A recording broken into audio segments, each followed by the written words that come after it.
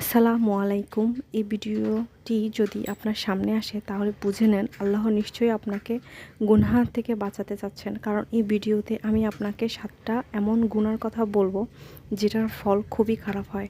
এই গুনাহ থেকে আপনার স্পেশালি বাঁচা উচিত। সবচেয়ে প্রথম গুনাহ হচ্ছে আপনি আপনার ওয়াইফের সাথে যদি খারাপ ব্যবহার করেন তা ছেড়ে দেন, কারণ এতে আল্লাহ আপনার হায়াত কমাই দিবে। 2 নাম্বার গুনাহ হচ্ছে আপনি আপনার বাবার সাথে যদি খারাপ ব্যবহার করেন তাহলে আল্লাহ আপনাকে আর পছন্দ করবেন না। 3 যদি আপনি জিনা করেন এতে আল্লাহ আপনার রিজিক কমাই দিবে, আপনাকে আর রিজিক দিবে না। আপনি যদি কারো উপরে জুলুম করেন ওইটার গুনাহ আল্লাহ আপনাকে দুনিয়াতেই দিয়ে দিবে। 5 যদি আপনি হারাম ইনকাম করেন আল্লাহ আপনার কোনো দোয়া কবুল করবেন না। 6 যদি আপনি মিথ্যা বলেন তাহলে আল্লাহ আপনার চেহারায় লানত দিবেন।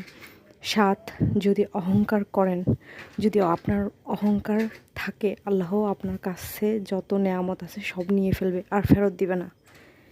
তো এই ভিডিওটি দেখার পর থেকে আপনারা আপনাদের এই গুণাগুলো 7টা গুণাটা থেকে অবশ্যই নিজেকে সেভ করে রাখবেন ইনশাল্লাহ। আসসালামু আলাইকুম।